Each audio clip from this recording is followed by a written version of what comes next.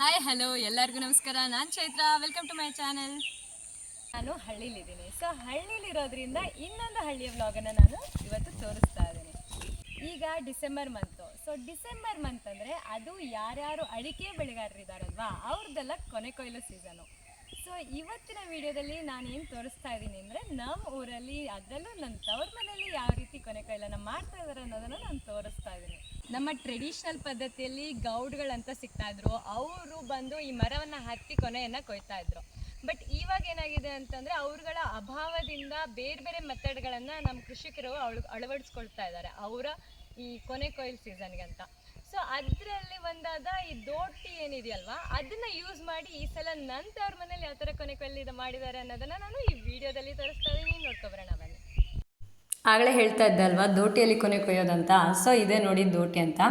So ಇದು ಒಂದು 60 feet ಉದ್ದ ಇರುವಂತಹ ದೋಟಿ, ಇನ್ನೊಂದು 80 ಫೀಟು ಉದ್ದ ಇರುವಂಥ ದೋಟಿ. ಅಂದರೆ ಕೆಲವೊಂದಷ್ಟು ಮರಗಳು ತುಂಬಾ ಉದ್ದ ಇರುತ್ತೆ ಮತ್ತು ಕೆಲವೊಂದಷ್ಟು ಮರಗಳು ಸ್ವಲ್ಪ ಕಡಿಮೆ ಉದ್ದ ಇರುತ್ತಲ್ವ, ಆ ಥರದಕ್ಕೆ ಅದಕ್ಕೆ ಅನುಗುಣವಾಗಿ ಈ ದೋಟಿಯನ್ನು ಯೂಸ್ ಮಾಡ್ತಾರೆ. ಸೊ ಇಲ್ಲಿ ನೋಡ್ಬೋದು ನೀವು ಯಾವ ಥರ ಅದನ್ನು ಲಾಕ್ ಮಾಡ್ತಾರೆ, ಯಾವ ಥರ ಓಪನ್ ಮಾಡ್ತಾರೆ ಅನ್ನೋದನ್ನು ಇಲ್ಲಿ ನೀವು ನೋಡ್ಬೋದು ಯಾವ ಥರ ಅದನ್ನು ಉದ್ದ ಮಾಡ್ಕೊತಾರೆ ಅಂತ. ಮತ್ತು ಇದಕ್ಕೊಂದು ಇಲ್ಲಿ ರೆಡ್ ಮಾರ್ಕ್ ತೋರಿಸ್ತಾ ಇದ್ದಾರಲ್ವಾ, ಸೊ ಅದಕ್ಕಿಂತ ಮೇಲ್ಗಡೆ ಹೋಗಬಾರ್ದು ಆ ದೋಟಿ, ಅದಕ್ಕಿಂತ ಜಾಸ್ತಿ ಉದ್ದ ಹೋಗಬಾರ್ದು. ಸೊ ಆ ಮಾರ್ಕ್ಗೆ ಅವ್ರು ಲಾಕ್ ಮಾಡ್ತಾ ಇದ್ದಾರೆ. ಮತ್ತು ಯಾವ ರೀತಿ ವಾಪಸ್ ಇಳಿಸ್ತಾರೆ ಅನ್ನೋದನ್ನು ಕೂಡ ಇಲ್ಲಿ ಒಂದು ಸಣ್ಣ ಡೆಮೋ ಮೂಲಕ ತೋರಿಸ್ತಾ ಇದ್ದಾರೆ. ಈ ಮಲೆನಾಡು ಕಡೆ ಎಲ್ಲ ಈಗ ಲಾಸ್ಟ್ ಇಯರಿಂದ ಸರ್ವೇ ಸಾಮಾನ್ಯವಾಗಿ ಈ ದೋಟಿಯನ್ನು ಯೂಸ್ ಮಾಡ್ತಾನೆ ಇದ್ದಾರೆ ಈ ಅಡಿಕೆಯನ್ನು ಕೊಯ್ಯೋದಕ್ಕೆ ಅಂತ. ಇಲ್ಲಿ ನೀವು ನೋಡ್ಬೋದು ಕೊನೆಯನ್ನು ಯಾವ ರೀತಿ ಕೊಯ್ತಾರೆ ಅಂತ ದೋಟಿಯಲ್ಲಿ. ಸೊ ನಿಮಗೆ ಕಾಣಿಸ್ತಾ ಇದೆ ಅಂತ ಅಂದ್ಕೊತೀನಿ. ಅಲ್ಲಿ ದೋಟಿಯ ತುದಿ ಕಾಣಿಸ್ತಾ ಇದೆ ಮತ್ತು ಅಡಿಕೆ ಕೂಡ ಕಾಣಿಸ್ತಾ ಇದೆ.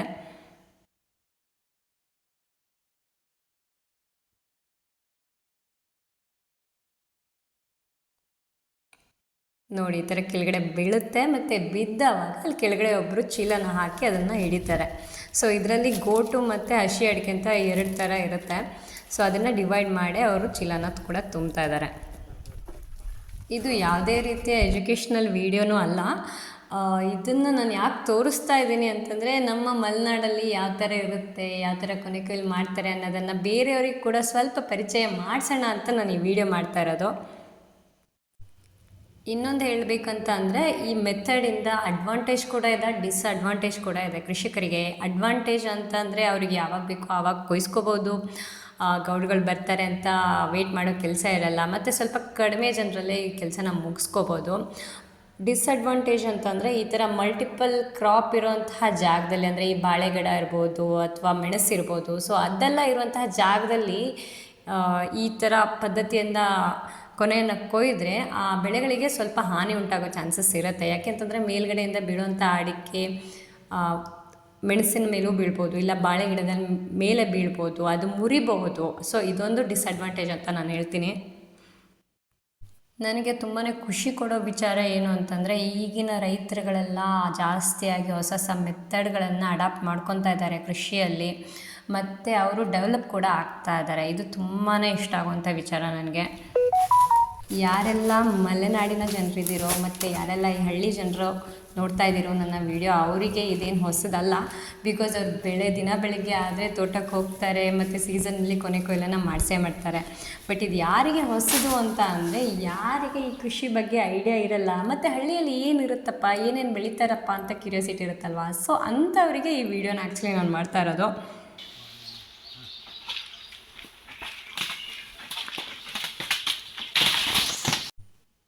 ಇಲ್ಲೊಬ್ರು ಹೋಗ್ತಾ ಇದ್ದಾರಲ್ವಾ, ಇವನು ನನ್ನ ತಮ್ಮ. ಇವನು ಓದಿರೋದು CS ಮತ್ತು ವರ್ಕ್ ಕೂಡ ಮಾಡ್ತಾ ಇದ್ದಾನೆ. ಇವನು ಫ್ರೀ ಟೈಮಲ್ಲಿ ಅಂದರೆ ಈ ವೀಕೆಂಡ್ಸಲ್ಲಿ ಸ್ಯಾಟರ್ಡೇ ಸಂಡೇ ಅಲ್ಲ, ಈ ಥರ ತೋಟದಲ್ಲಿ ಕೆಲಸ ಕೂಡ ಮಾಡ್ತಾನೆ. ಸಿಕ್ಕಾಪಟ್ಟೆ ಹಾರ್ಡ್ ವರ್ಕರ್ ಅಂದರೆ ತಪ್ಪಿಲ್ಲ. ನೋಡಿ ಇವಾಗ ಟ್ಯಾಕ್ಟ್ರ್ ತೊಗೊಂಡು ಹೋಗ್ತಾ ಇದ್ದಾನೆ. ಈಗ ಆಲ್ರೆಡಿ ಹೆಕ್ಕಿರುವಂಥ ಮತ್ತು ಬಿದ್ದಿರುವಂಥ ಕೊನೆಗಳನ್ನು ಮತ್ತು ಅಡಿಕೆಗಳನ್ನು ತೊಗೊಂಡೋಗಿ ಇವಾಗ ಅದನ್ನು ಮನೆಗೆ ಹಾಕ್ತಾ ಇದ್ದಾನೆ. ಬಿಕಾಸ್ ಅಲ್ಲಿ ಒಂದಷ್ಟು ಜನ ಈ ಅಡಿಕೆನ ಸುಲಿತಾ ಇದ್ದಾರೆ. ಇದಕ್ಕೆ ತುಂಬಾ ಪ್ರೊಸೆಸ್ಗಳಿದ್ದಾವೆ, ಬಟ್ ನಾನು ಇವತ್ತು ತೋರಿಸ್ತಾ ಇರೋದು ಇಷ್ಟೇ. ಅಡಿಕೆಯನ್ನು ಕೊಯ್ದು ಅಡಿಕೆಯನ್ನು ಸುಲಿಯೋದು ಮಾತ್ರ.